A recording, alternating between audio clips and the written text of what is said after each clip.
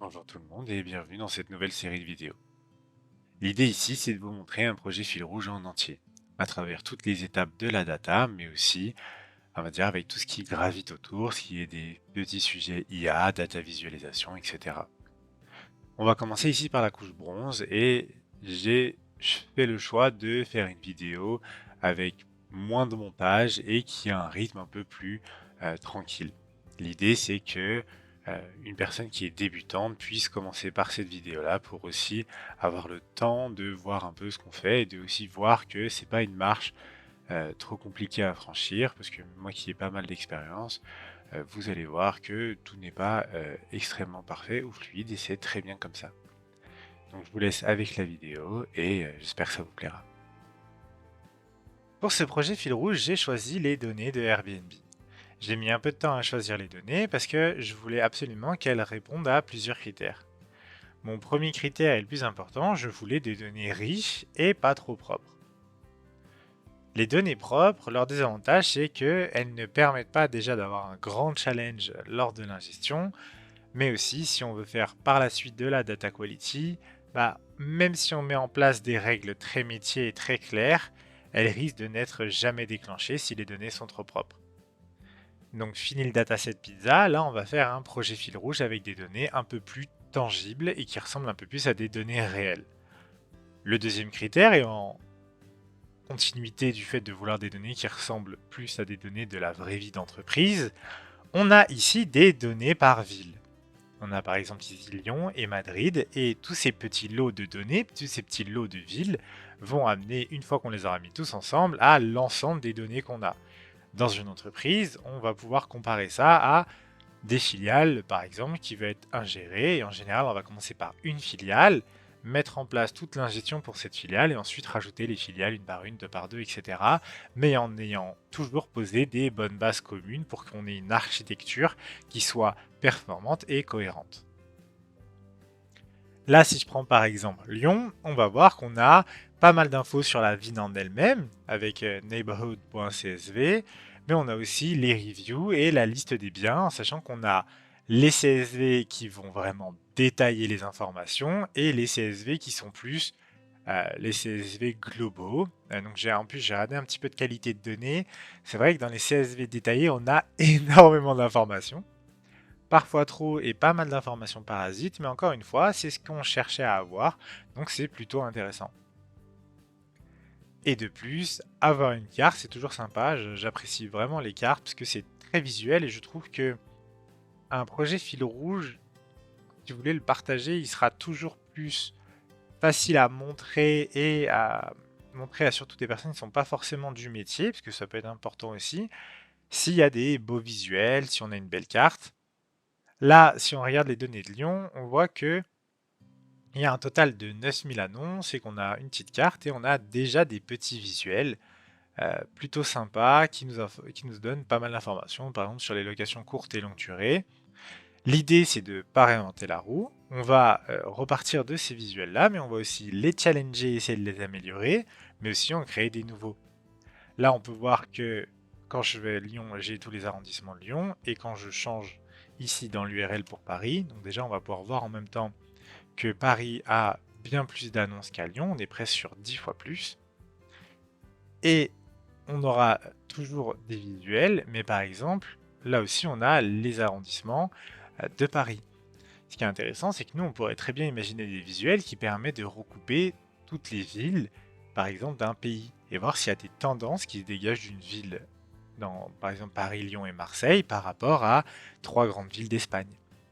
Donc voilà, on va pouvoir vraiment se challenger là-dessus et avoir, en tout cas, essayer d'avoir une retranscription de ce qu'on aurait en entreprise sur un besoin métier. Et c'est ça aussi qu'on cherche à avoir dans un fil rouge. C'est pas seulement une démonstration de la technique, c'est aussi une démonstration de qu'est-ce que nous, on est capable d'amener en plus sur un projet bien plus loin que juste de la technique ou juste du code.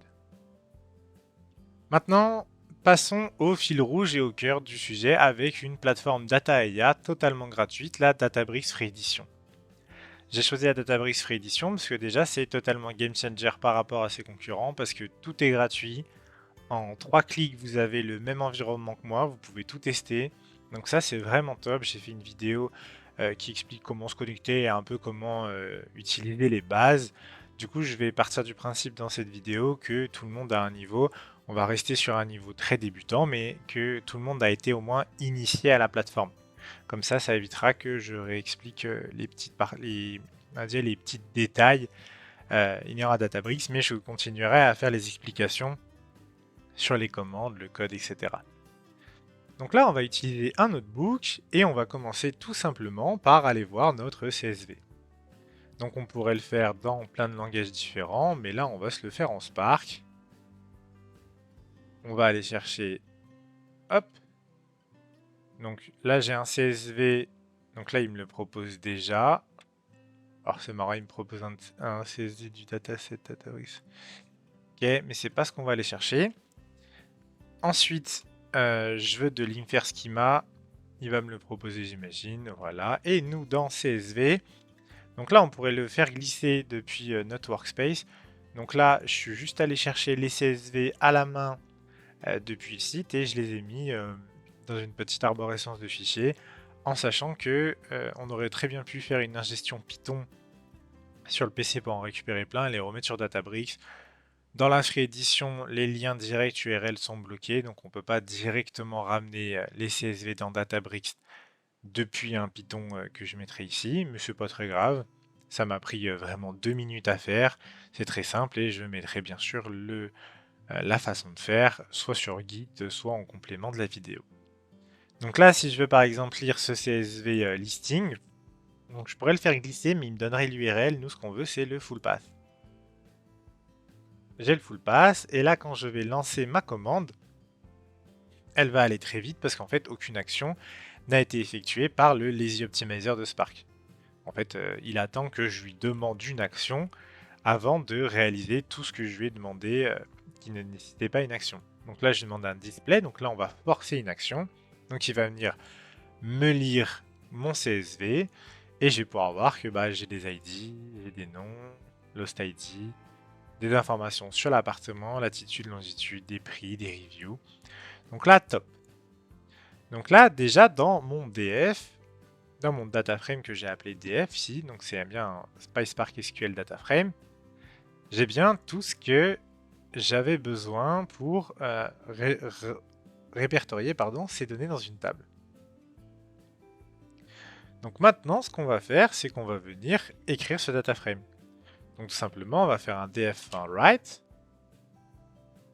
Et là, on va juste, hop, le mettre en delta. Donc c'est par défaut maintenant.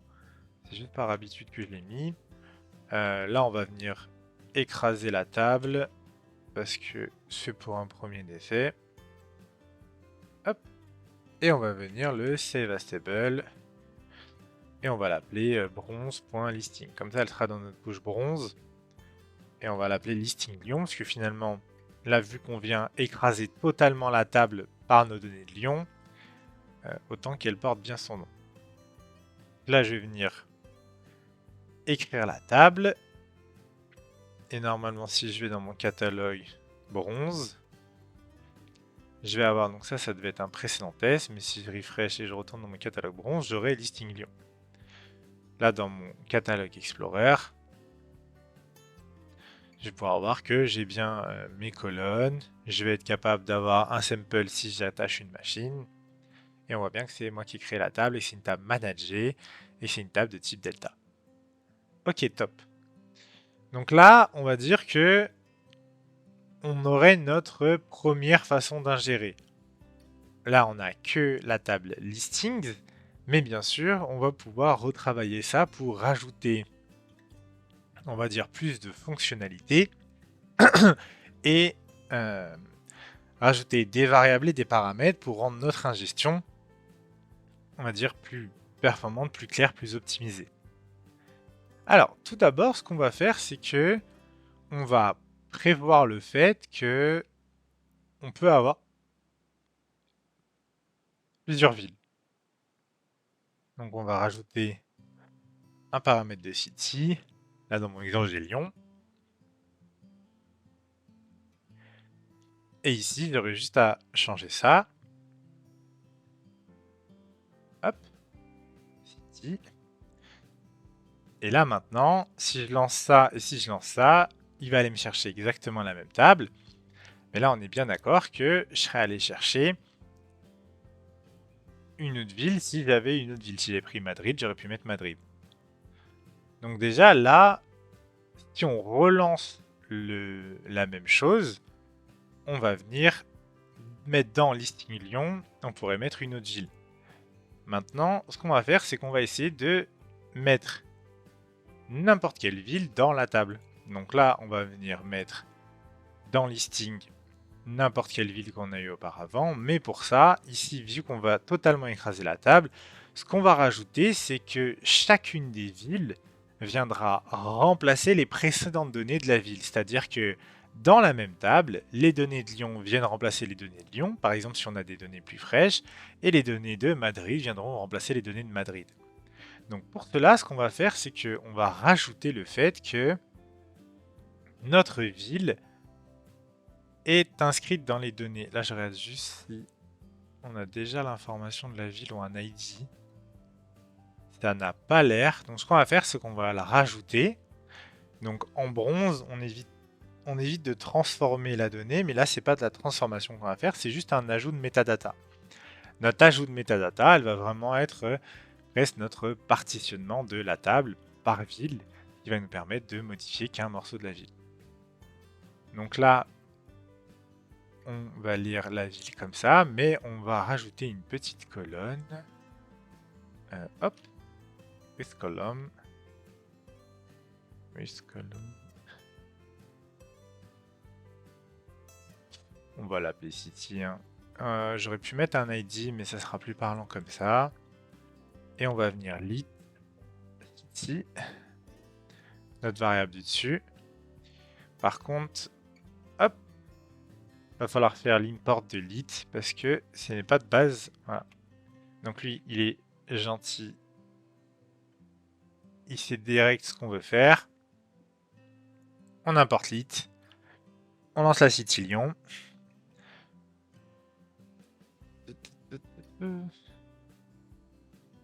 Oups. Alors là, c'est petite erreur de ma part, mais au moins on peut voir ça. L'ordre compte, c'est-à-dire que j'ai pas le droit d'appliquer le with column. Ah, et là c'est une faute d'orthographe. Donc la première fois, c'est parce que j'ai pas le droit d'appliquer le with column forcément sur spark.read. Donc ceux-là, ils étaient à la suite. Donc le with column s'applique bien une fois qu'on a la table. Et là, j'avais juste fait une petite faute de frappe. C'était un C majuscule. Maintenant, quand je vais faire mon display, je vais avoir ici ma ville qui va être lit, c'est-à-dire mise de partout. Maintenant, grâce à ça, je vais pouvoir rajouter une commande qui est assez sympa. C'est une option qui va me permettre, donc là cette fois je vais éviter de me tromper, hop, une option qui va me permettre de delete insert finalement mes données. Alors ça doit être aussi qu'une minuscule, replace where. Là il me propose id égale 1, mais je vais lui demander de replace where. Ah, pas loin. De replace where la city est égale à ma variable city. Et du coup, grâce à ça, je vais pouvoir remplacer.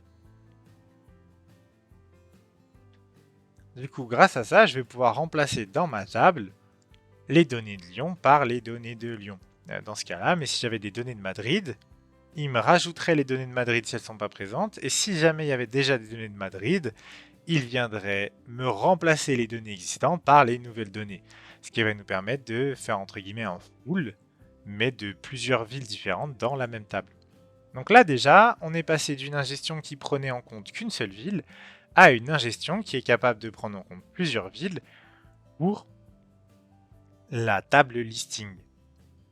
Maintenant, si on pousse les choses un peu plus loin, on pourrait aussi imaginer de garder exactement le même code pour nos autres CSV. Donc là, ce qu'on va devoir rajouter, c'est la capacité de avoir d'autres tables. Donc là, j'aurai ma table listing.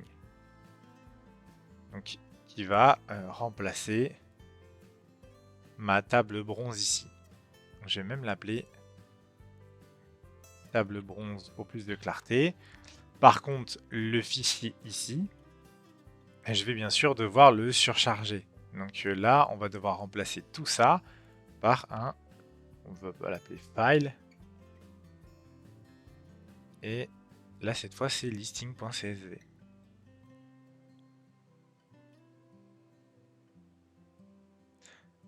Hop. Donc ça, c'est pas mal. Et là, on va venir faire les remplacements.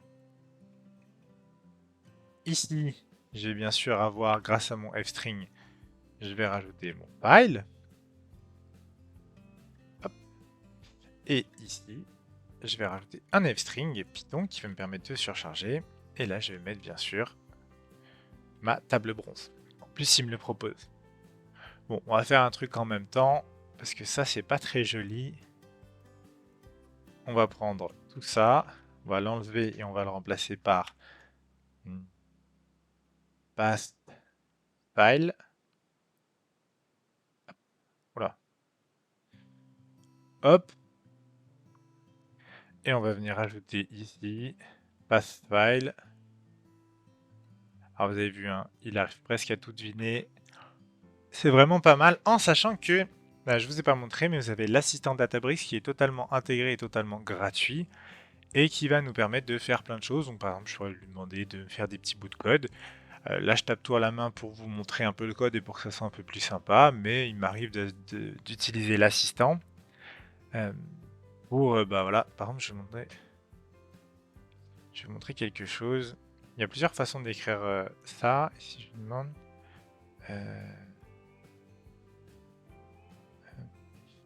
do the code. Here. Alors ça veut pas dire grand chose, mais en général je le formule comme ça parce que à chaque fois il comprend. Et s'il comprend, voilà. Alors moi les deux façons d'écrire me gênent pas, mais c'est vrai que comme ça c'est un peu plus lisible et un peu plus simple. Donc maintenant que j'ai tout ça, je vais venir lire ma table. Donc on va bien sûr lire le CSV ici, qui est dans ma ville, et on va lire la table bronze listing. Et donc si je change de ville, ici je mets Madrid, ça ira lire le CSV listing de Madrid, le file ici, etc., etc. Et vous, si vous voulez faire exactement la même chose que moi, vous avez juste à remplacer ce path file par le vôtre. Ok, donc là si je fais mon display, j'aurai exactement la même chose que tout à l'heure avec tout au fond ma ville. Et là je vais écrire au format delta override, replace where city, table bronze. Et là j'ai bien mon listing. On va pouvoir tester ça. Donc là on avait pour... Hop, hop. Donc là on avait pour listing. Listing. D'ailleurs c'est le listing simple. Et là on va juste reprendre cette cellule. Tac tac. Celle-là, pour pas faire de bêtises de renul, on va la mettre en commentaire. Et là on va l'appeler, on va regarder listing detail. Donc listing detail, ça va être le nom de ma table bronze. Le nom du fichier, donc normalement c'est listings.csv.gz. Ici, hop. .gz. La ville reste la même, tout reste pareil. Et donc là, si je fais un renall,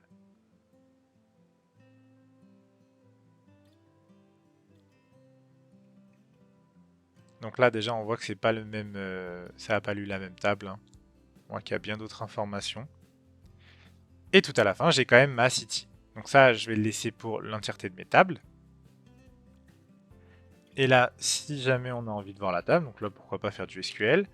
Select étoile from, je vais aller ici, je vais récupérer mon bronze. Et si je prends listing details, donc là, je vais pouvoir le faire glisser. Oh. Oh. Alors, ça fait pas comme ça sur ma version de Databricks, mais c'est assez marrant. Bon, je vais faire le chevron.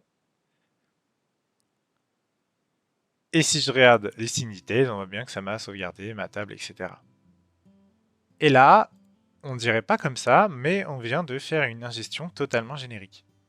C'est-à-dire que pour l'ensemble de mes villes et l'ensemble de mes fichiers, ce notebook bronze qui a été fait en quelques minutes, est largement suffisant pour faire tout ce qu'on avait envie de faire. Donc là, on va juste, on va dire, faire une étape d'apparence. On va rajouter des titres, on va rajouter quelques commentaires pour que ça soit clair, et ensuite on viendra le mettre en schedule. Et grâce à juste ce notebook là, on va pouvoir lancer l'intégralité de nos tables et l'intégralité de nos tâches. Alors, déjà, on va se faire des petits H2. Bon, là, pour un notebook de cette taille, on est bien d'accord que c'est un peu overkill d'avoir les imports.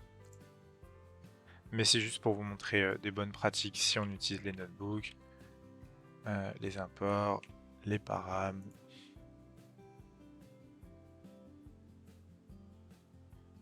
Import, param. On va enlever les displays. On peut les laisser, surtout dans un fil rouge et on va dire dans un notebook de test, on peut largement les laisser. On peut même laisser certains displays presque à aller jusqu'en production. Alors bien sûr, même dans la certification, ils vous disent que faut éviter, etc. Mais il faut savoir que on évite de privilégier 2 secondes de performance, même si ça fait beaucoup au bout d'un an sur des flux, pour une lisibilité totalement différente. Surtout sur des projets data science, etc. Moi, ça me gêne jamais de laisser un petit print qui est hyper précis, qui prend même pas une seconde et qui nous montre toutes les informations nécessaires qu'on a quand on veut débugger. Je vous montrerai par la suite quand on met en schedule dans un workflow les notebooks. Des fois, avoir des petits prints qui nous donnent des informations, c'est hyper intéressant. Donc là, on va rajouter l'écriture.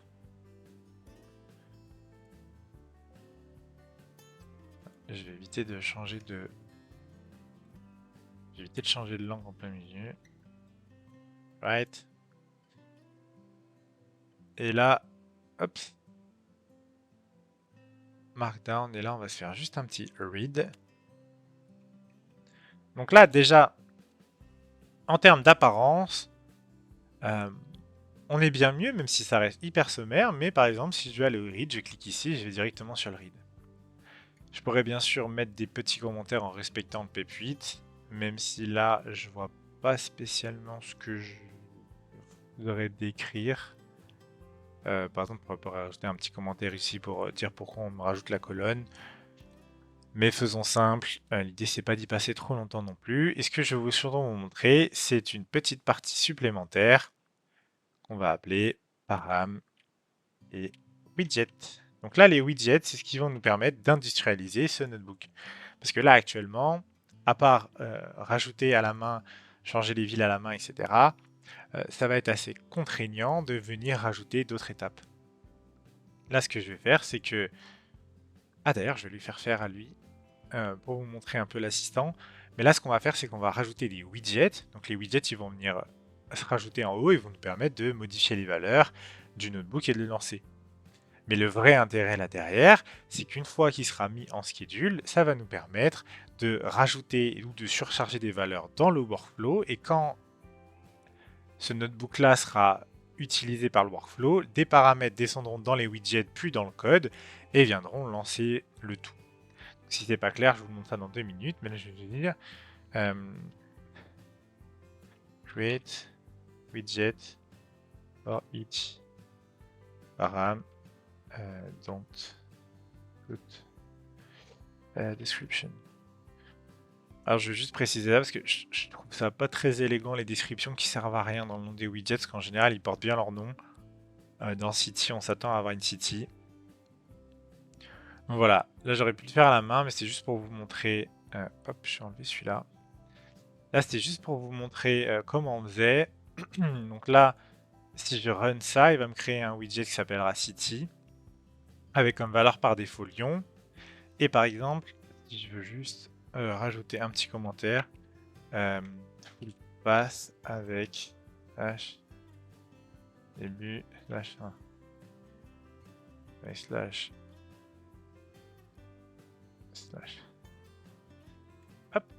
Donc là, je crée, et là, on voit qu'il m'a rajouté le petit commentaire au-dessus. D'ailleurs, ce qui est un peu bizarre, c'est que le commentaire vient un peu au-dessus, alors qu'on dirait que c'est ça le commentaire, mais bref. On a bien mes widgets, et là, par exemple, bah, si j'ai pas envie d'ingérer listing.csv, j'ai envie d'ingérer... hop, on va en reprendre un autre, celui-là.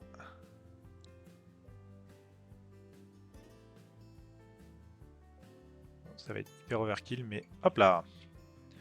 Donc on va garder neighborhood.csv et juste dans la table, on va l'appeler neighborhood. Hop. Et là, on peut voir aussi que là, si je laisse un espace et que je vais cliquer à côté, vous allez voir que cette cellule va se lancer. Ça, c'est un comportement qu'on peut changer. Mais là, ici, c'est ce qu'on cherche, c'est que quand on change nos widgets, ça vient changer notre cellule. Mais il faut faire attention de ne pas avoir du code là-dedans, parce que si j'avais mon 1 plus 1, mon x plus égale 1, bah, j'aurais 2, puis 3, puis ça ferait un incrémental. Et donc là, si je renôle, d'abord il me fait mes widgets, ensuite il lit mon CSV ici et il vient rajouter ma colonne de ma ville et ensuite il vient m'écrire le tout. Et là, si je fais ça un select étoile from workspace, oups, workspace.bronze.neighborhood, je vais avoir mes informations de ma time neighborhood. Ah bah pas mal. Je m'attendais pas à ce que ça soit ça. Bon, bah voilà, c'est les arrondissements de Lyon et j'ai rajouté l'information de la ville puisque finalement, ah d'ailleurs il n'y a pas de, il y a pas de clé primaire. C'est pas mal ça comme table. C'est c'est assez sympa. C'est juste, on a le nom des arrondissements dans une colonne et on a rien d'autre dans l'autre. Voilà, top. Voilà, c'est ça aussi qui est assez intéressant avec ces données-là, c'est qu'on va vraiment avoir des données qui seront pas forcément d'une grande qualité, mais c'est aussi avec ça qu'on doit composer dans la vraie vie. Là, j'ai bien sûr tout ce qui est nécessaire pour faire mon bronze de façon générique, peu importe la ville, peu importe mon path, bon ça c'est plus du confort, et peu importe la table. Donc là, ce qu'on va faire, c'est que on va venir faire un schedule pour rajouter tous ces jobs. Donc là, on peut l'appeler row bronze. Donc là, ça, on va pas spécialement regarder. Oups. Ça, on va pas spécialement regarder parce que l'idée, c'est juste que ça me crée le job et moi, je vais venir modifier tout. Donc là, on va l'appeler row bronze, par exemple, listing. De type notebook, sur workspace, on va prendre un serverless en autoscaling. Bon, moi j'aime pas du tout l'autoscaling, mais là on va le laisser comme ça. Dans la free edition on peut pas. Alors dites-vous que c'est gratuit, donc de toute façon il n'y a pas d'inquiétude à avoir là-dessus. Ça, je l'ai pas.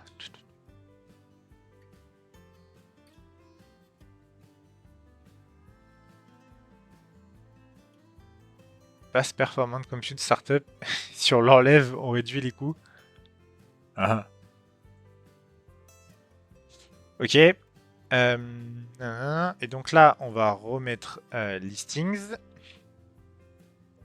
Listing. J'ai un petit doute sur le nom. Hop. Donc là, on va mettre des listings. Hop. Et là, on va appeler la table listings. Hop. Et donc là, pour l'instant, on le fait tout le temps pour la ville de Lyon. Je vais vous montrer après comment on fait pour le faire pour l'intégralité des villes qu'on a besoin. Mais là, donc pas de notification. Pas pourquoi. Ouais, je veux pas qu'il fasse de retry. Bon, là je vais sauvegarder ma tâche. Et là, si je regarde juste la tâche de mon row bronze, je vois que j'ai qu'une seule tâche qui me sert à faire bronze listing.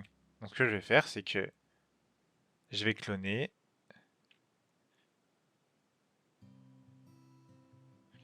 Je vais l'appeler row bronze listing detail. Hop. Et je vais faire exactement la même chose Je vais pas mettre de dépendance entre les tasks, elles peuvent tout à fait être en parallèle, il n'y a aucun souci là-dessus.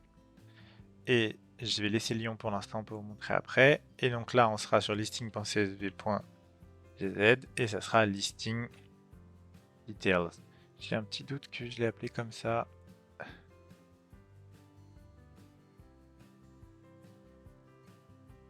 Hop, hop. Ok, pas de S, pas de S, pas de S. Hop.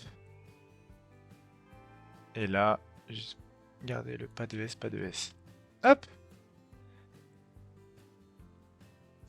Et voilà, là j'en ai deux. Ce que je vais faire, c'est que je vais faire une toute petite ellipse et je vais faire les autres. Donc voilà, petite ellipse finie. J'ai cloné la table qui nous permettait d'ingérer le bronze entièrement. Donc là, on voit qu'on a gardé tous les mêmes titres, etc. J'ai juste rajouté des géos ici et j'ai modifié le read pour que ça lise du JSON au lieu de lire du CSV pour ingérer la dernière table qui a comme source un GeoJSON au lieu d'avoir un CSV. Pour toutes les autres, j'ai vraiment juste cloné et changé ce qui était nécessaire en paramètres. Maintenant, je me suis permis aussi de rajouter Paris. Donc il y a des données bien plus volumineuses, mais comme ça on va pouvoir tester le tout. Donc là, si je regarde mon job bronze, que je rafraîchis l'UI, on voit que le job est en train de tourner.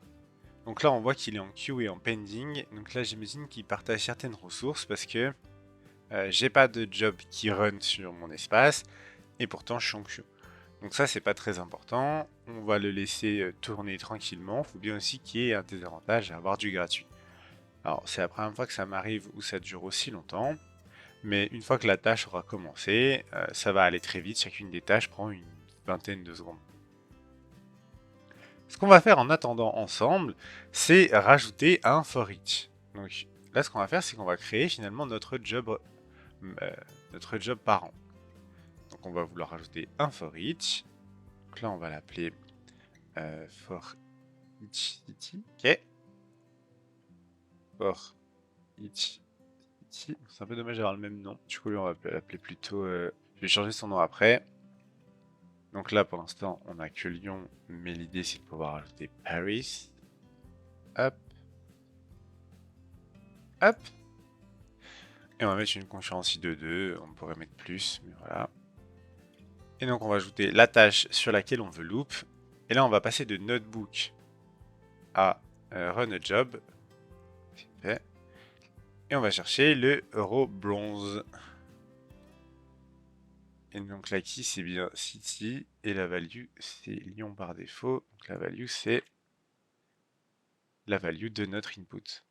C'est la value, en fait, qui sera extraite du for each. Là, il fera un for each donc, dans ma liste Lyon-Paris. Et du coup, un coup, la value, ça sera city Lyon. Et un coup, la value, ça sera city Paris. Hop, hop, hop. On va créer la tâche. On va l'appeler Airbnb over bronze. Même si je vais peut-être l'appeler Airbnb end-to-end. Car de toute façon, pour l'instant, on voit que du bronze. Donc, on est pas mal. Et là, je vais juste regarder que l'autre tâche a fini ou pas. Et sinon, je vais faire une petite ellipse pour pouvoir les lancer les deux. Ok, là, elle va bientôt finir. On peut voir ici, en fait, que quand on clique dessus, on voit que finalement, il a passé son temps à attendre. Il a attendu 4 minutes 3 la ressource, mais en fait, en 31 secondes, c'était passé. En sachant que l'écriture est toujours un peu coûteuse. C'est ça qui va nous prendre du temps. Et en fait, si on a vraiment centaines, 200, 500 tables, c'est vraiment les 500 petites écritures qui coûteront du temps. Puisqu'en fait, sinon, la puissance du moteur est vraiment balèze. Et du coup, ça aurait pas pris beaucoup de temps. Donc là, ce qu'on va tester, c'est notre capacité à remplir les tables. Hop. Alors ça, j'avais essayé de l'enlever et le mettre. Ça n'a rien changé. Mais on pourrait réessayer en soi. Là, je vais le lancer. Et ce que je vais faire, c'est que je vais faire une petite ellipse à nouveau, parce qu'on va pas attendre dans le blanc des yeux le temps. Du coup, c'est assez intéressant. Donc, le temps du run, on ne peut pas adder trop les temps affichés ici, parce que comme je vous ai dit, dans la free edition, on partage les ressources, donc ça a peu de sens. Les temps, mais ce qu'on voit, c'est que ici, on a le récapitulatif de nos tâches. Donc, on voit bien qu'on a nos petites tâches, qu'on a nos 6 tables plus la table NeighborGZone, donc on a nos 7 tables ici. Et là on voit que la table listing a fail pour l'itération de Paris. Et en fait quand on regarde le fail, donc moi je voulais voir si on allait avoir des fails de concurrence update. J'aurais bien aimé vous le montrer en même temps, même si de la part de Databricks, directement des ingés de Databricks, je sais qu'il y a beaucoup de travail là-dessus. Mais donc on verra peut-être ça une prochaine fois. Mais là ce qu'on voit c'est qu'il y a eu un fail to merge entre Availability 365 et Availability 365. En général quand vous avez ça, déjà c'est soit une petite faute de frappe, mais là ça a été géré automatiquement donc il y a très peu de chance. En général c'est que ici on fait un infer schema et du coup l'infer schema n'a pas été le même dans les deux villes. C'est-à-dire que pour les données de Paris, il m'a trouvé un autre typage que pour les données de Lyon par exemple. Donc là, plusieurs façons de le gérer. J'aimerais éviter de faire du strong typage directement. Donc, ce que je vais faire, c'est que je vais vous montrer plusieurs façons de traiter ça et on prendra la meilleure. Donc là, on a bien une erreur de typage et cette erreur de typage a été provoquée par le fait que on n'a pas respecté une des règles fondamentales du bronze, c'est-à-dire on évite de toucher au schéma et on ingère tel quel. Ce qui est marrant, c'est que ingérer tel quel, finalement, en général, c'est transformer le schéma de base en un schéma générique. Là, avec un inter schema ici, ce qui se passe, c'est que pour certaines tables, donc la listing de la table de Lyon, pardon, on avait un inter schema qui trouvait des doubles. Et donc, du coup, il a mis des doubles en premier dans la table. Et quand la table de Paris est arrivée de listings, il a trouvé dans Availability 365 des strings. C'est un peu ce qui est dangereux avec l'infer schema, c'est que ça peut marcher 99% du temps, mais la fois où ça marchera pas, ça va pas marcher du tout. Donc ce qu'on fait, c'est qu'on va repasser un infer schema false. Ici, tac. Donc là, on aura bien des strings partout, et là, on va venir écrire pour Lyon. On va refaire la même chose pour Paris. Hop. On refait la même chose pour Paris. Il nous trouve tout en string aussi, et hop, pas de problème dans ce côté-là. Donc là, ce qu'on va faire, c'est qu'on va venir vérifier toutes nos petites tables dans le catalogue. Et on a bien notre workspace, notre bronze qui contient l'ensemble de nos tables. Et un truc un peu intéressant, donc ça c'est des vieilles tables de démo, on va pouvoir les enlever. Ça, c'était une table avec un petit problème du S. Et voilà, donc là on a bien nos 7 petites tables. Et donc dans listings, une chose qui est assez intéressante aussi, c'est qu'on peut voir que on va avoir du profiling qui va venir s'ajouter quand on va modifier plusieurs fois une table. Donc là notre table est toute neuve, donc on n'aura pas de détails dessus.